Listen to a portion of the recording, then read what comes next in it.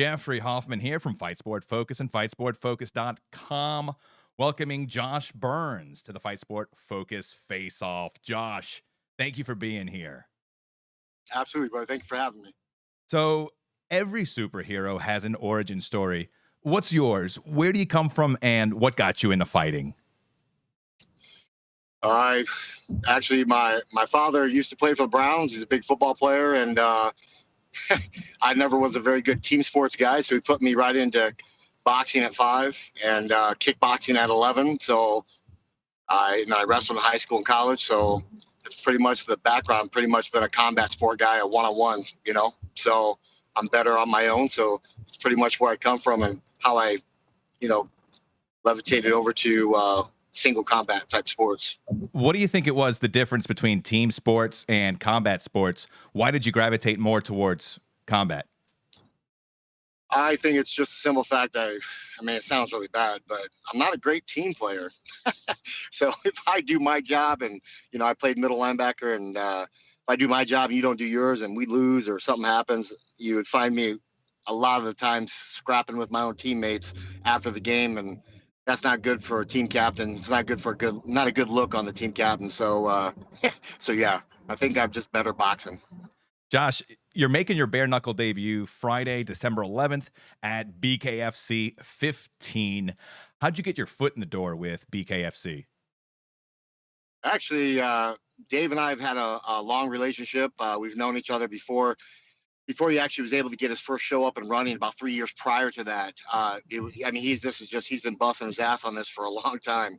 And he ran into some obstacles and kind of slowed the process. I had signed contracts with them 3 years before they even got their first show off the ground. And instead of staying idle, I really like the idea of the bare knuckle fighting because, as most people watch most of my fights, I'm a stand-up guy. Like I'd rather stand and bang. And so I got offered to go over to Europe until here in the stateside it became legal, and went over to Europe, got my feet wet. About 4.5 years over there, fought for a world title, fought some of the best they had over there, and talked to Dave and Nate, and just I really, I felt the European scene was getting very stagnant, and it became stagnant as soon as the U.S. brands, which is BKFC, once it got traction, there's no stopping it. It's a much larger beast. So, and spoke to Dave and Nate, and it took a little finagling, and my big brother Mark Coleman, we get iron some things out, and sure enough, I was supposed to fight last March, and then this whole pandemic stuff happened, and it's been a kind of shit show since then. But we're finally got an opponent, and we're gonna be fighting next Friday. You fought MMA for over a decade. What was it that made you want to decide to take the gloves off and fight bare knuckle? Well, I fought MMA kind of more of a hobby. It was just, well, wasn't really, not to sound sour grapes, but at the end of the day, it was just something I was making tremendous money doing quite well for myself, and it was just something fun. It was something fun to challenge myself, and you know, but I preferred the stand and bang, and uh, Bellator loved it. I mean, they kept bringing me back because they knew I wasn't going to try to. I could absolutely take people down, lay on them, and grind out slow, boring victories, or live by the sword, die by the sword. And I basically bare knuckle is basically, as all my coaches and mentors, everyone's like, "Yo, this sports was cater made. It's catered for you. This is tailor made for my style of fighting." And I mean, when it's something you love and something you can do, there's no reason to go away from it. Well, do you still train wrestling and grappling, or is it mainly just boxing and footwork these days? Yeah, it's most boxing, footwork. I mean, obviously I've grappled at a very high level, so that's not anything that ever leaves you. So you still get in little grappling tosses and what have you during training, but it's not like I'm going in, okay, I'm doing wrestling, for 2 hours. I'm not doing that no more, or doing catch wrestling for another hour and a half. So I strictly stick to my hands and footwork and trying to become, I mean, bare knuckles, not boxing. So it's not the sweet science of boxing per se. It's a lot, in my opinion, it's a little more. I don't want to say brutal. It's less forgiving. If I hit you with a 10-ounce glove, and you mess up and I hit you with a 10-ounce glove, it's a much higher likelihood of you being able to shrug it off and be like, okay, I can't do that again. Where bare knuckle, you make one mistake, that's usually the turning of the tide. It's going to be done. The fight's going to be over pretty quick because it's bone on bone the entire time. So, like we talked about, you fought MMA over a decade. You faced some very stout competition, including Justin Wren, Bobby Lashley, Thiago Santos back at Bellator 53 in 2011. Of everyone you faced, MMA, boxing, bare knuckle boxing, who would you say was the toughest competitor that you faced and why? Oh, let's see, the toughest competitor. Well, that's kind of a loaded question. So everybody brings their own dynamic, their own thing that you can give you trouble. And I would say my best fight, although they stopped it due to a cut, I fought Eric Prendel, who's like a brother to me, and it was our first. We were both 6-1. Nobody would fight him. Nobody would fight me because we were pretty much still unknown, but we were dangerous enough that the names wouldn't want to fight us. So, so Eric and I, we agreed to fight, and now we're like brothers. So we weighed in. It was hard to not laugh during the weigh-ins. After weigh-ins, we had dinner together, and that's when Bjorn Remini was the owner of Bellator, and him and Jimmy Smith walked by, and they're like, "Yo, this is not gonna be an issue. You guys are gonna fight tomorrow, right?" And we literally look at each other, and I'm like, Eric used to walk around about 310, 315, and I actually had to help him rehydrate because he, kind of had it wasn't the best way to rehydrate and be fresh for the next day. So I helped him a little bit with that, him and Shannon Rich, who's a friend.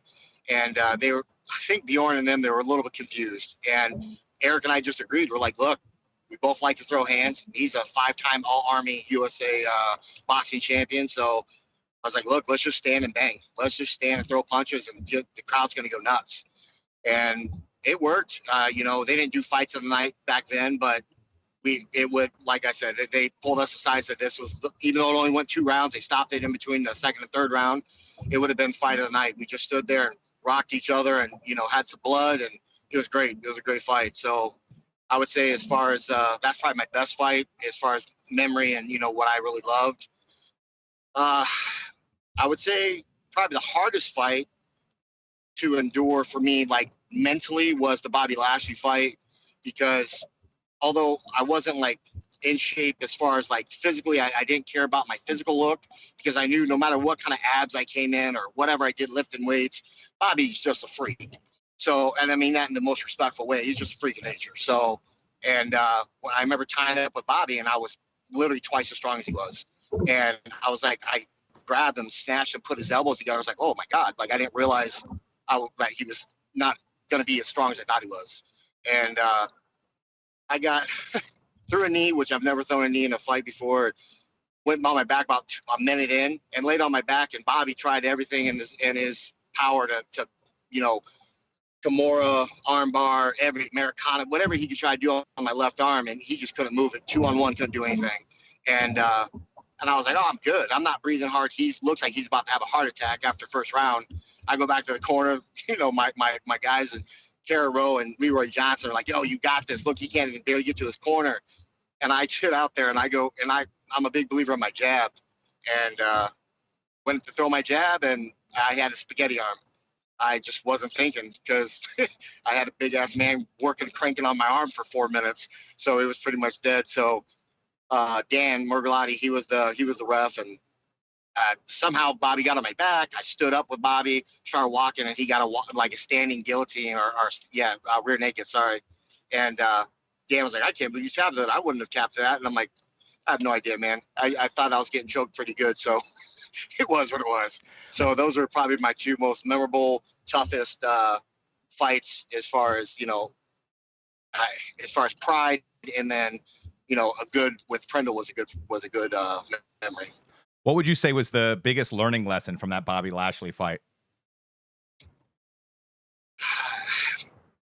Well, I've only been taken down once in my whole MMA career, and Bobby's a known great wrestler, and he didn't even wrestle to take me down. I threw a knee. So I think the biggest thing I learned was I can't be so relaxed. Like when I'm fighting MMA, it's not that I don't care. It's just I'm more just like I'm just relaxed, like, yeah, it is what it is. And I should have got up. I could have gotten up, and I didn't. I decided to let him sit there and try to work on it. And I didn't care if I lost the round because I'm like, that's just one round. I got a couple more rounds, and he's breathing really hard. It was definitely a learning lesson for me that to not let another 240-pound man crank on your arm for 4 minutes because no one's Superman, and he turned my arm into jello. So God bless him. He did a great job. Josh, where are you training out of now, and who are some partners that you're getting the most reps with? Well, I train through Victorious. Obviously, I represent Hammer House with Mark, but right now, obviously, I'm not going to Columbus, so I'm training out of Victorious. Excuse me, MMA. Train with like Jason Fish, a lot with Jason Fish, Dingo Brown, Victor Torres, and Mohammed Hamoudi. That my boxing coach, and Victor Torres is another boxing coach. So that's where I'm getting most of my work right now. This whole camp, and then I got Garen. Garen is my strength and conditioning coach, Garen Clark from F3 Fitness. Well, speaking of training, how have you been staying sane during the COVID-19 pandemic, quarantine, the shutdowns, and has it affected your training at all? Well, when I actually got COVID, they shut down the March show in Kansas. I think it was like 3 weeks later. I actually contracted it. Got every damn symptom you could get from that stinking thing. It was pretty rough for 5 days, and then tested negative on the 10th day and went right back to training. And I'm blessed in the fact that I never had to stop training. I always had facilities available to me, even if they were closed. I had guys that would come open it, and I could train by myself, or my coaches would be there with me. And to be honest, it was 95% of the time I'd at least have a coach there with me. So really, physically, it wasn't a big damper. I think mentally is probably the biggest thing for most guys, that you get up and get down for 3 or 4 separate shows, and they got to get up, got to get down, got to get up, get down, and that takes a lot of mental fortitude, and you guys got to have a good team around you. And I've always got my brother Mark, he's always barking in my ear, telling me, let's go, JV, let's go, and all my other coaches are always on me, and then my girl, so I've got a good I got a good support system. I think that's the biggest thing. Josh, what do you like most about fighting?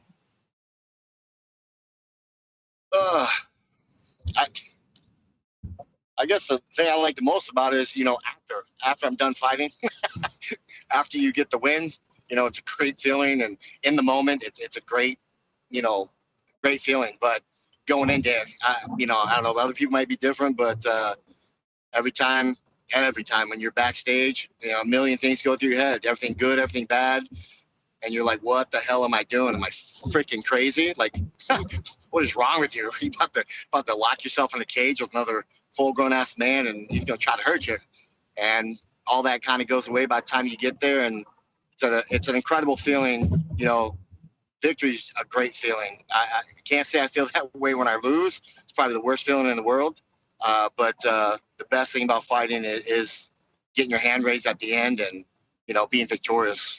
Yeah, in a similar vein, what do you think's the greatest thing that fighting, MMA, boxing, the greatest thing that it's given to you?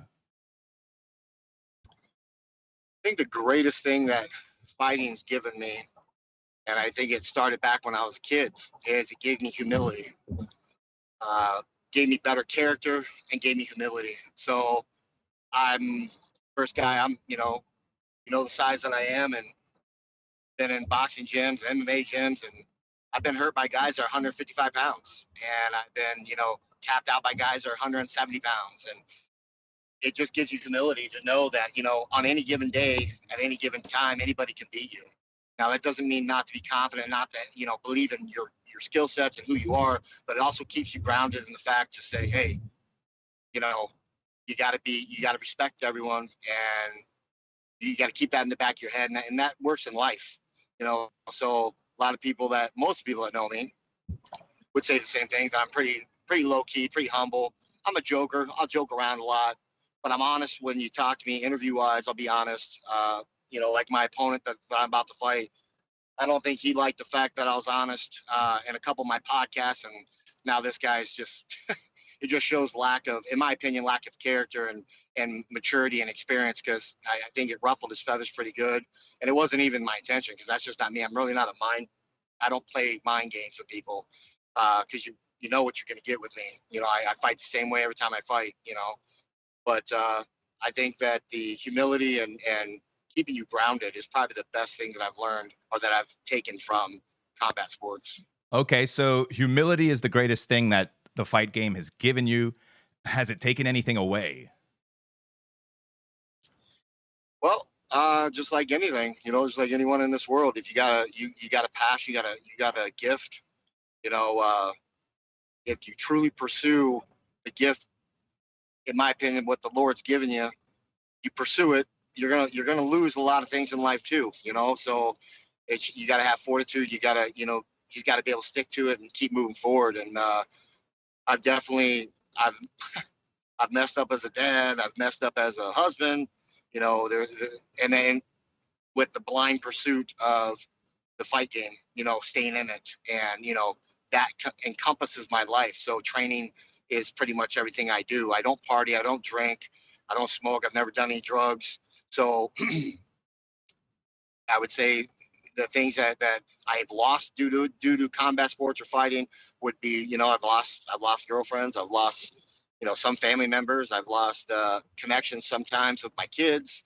So, but as you get older, you learn how to balance it. But definitely in the early stages, those are things are definitely that were on the chopping block. So you mentioned your opponent. You're scheduled to take on Chris Sarros at BKFC 15. What do you think he's going to bring to this fight? I think he's going to bring,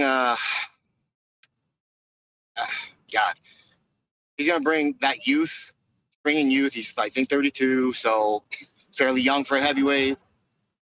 He's got a lot of tenacity. He believes the world, he believes everything everyone tells him.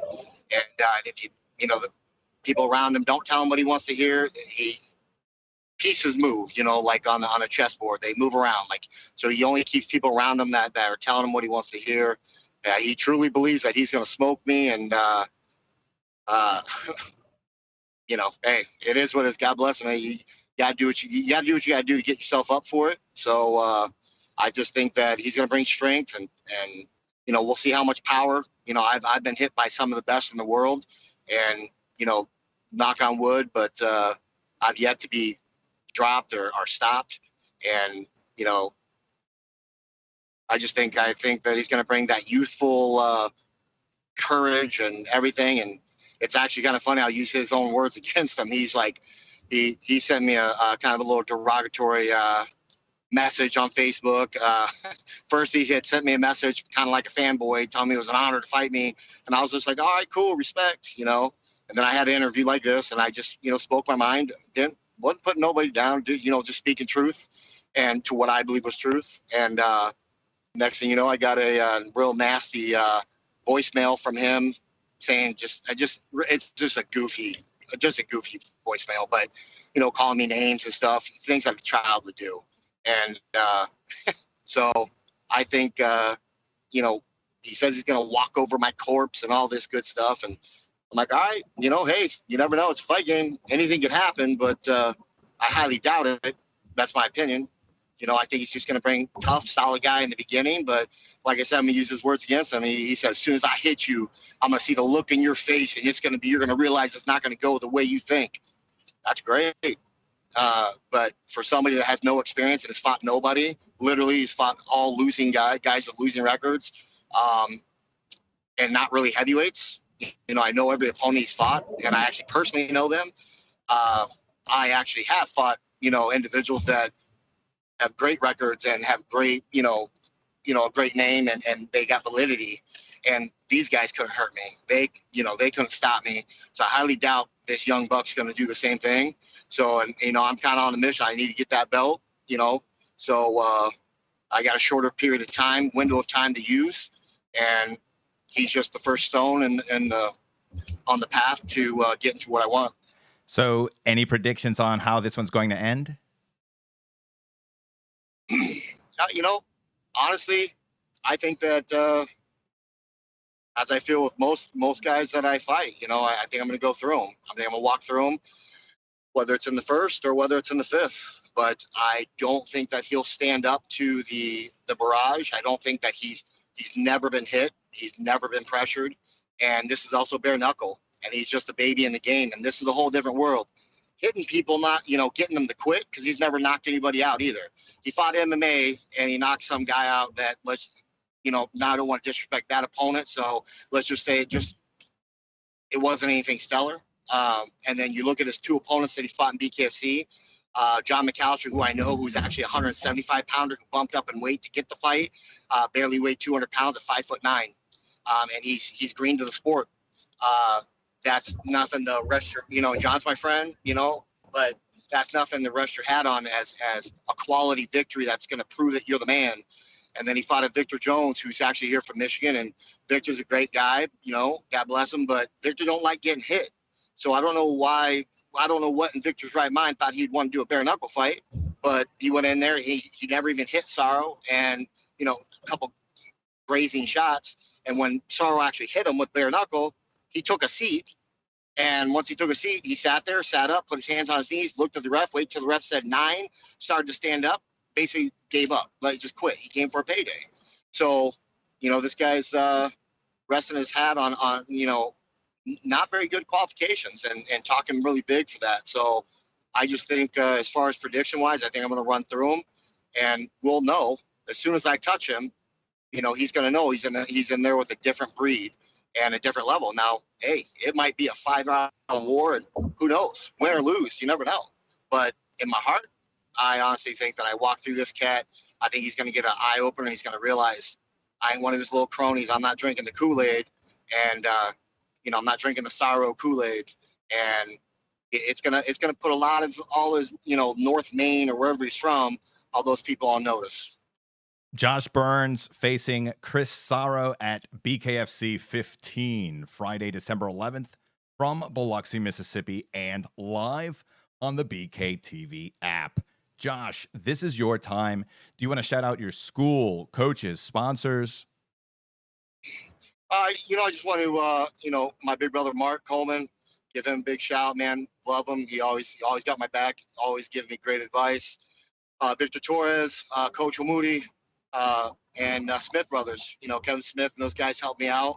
You know, and Jason Fish and my team, Dingo, and everybody that trained with me, and Jack and everybody that's helped me get ready for this fight. I appreciate it. If you guys want to, you know, go to my social media, it's Josh Burns. Instagram is Josh Burns 78. There's the app for the BKTV app. You guys use my promo code, you get a discount. Any one of the fighters has a promo. You can use any one of theirs to get it for cheaper. And you know, I look forward to all the support, and I appreciate all the support. Josh, thank you so much for being on the Fight Sport Focus Faceoff. Appreciate you having me, brother. Guys, don't forget, follow us on all platforms, Facebook, Instagram, Twitter, at Fight Sport Focus, and visit our website, fightsportfocus.com. Also, subscribe to and share this podcast on Spotify, iTunes, Google, or wherever you get your podcasts. Until next time, I'm Jeffery Hoffmann. Thanks for listening.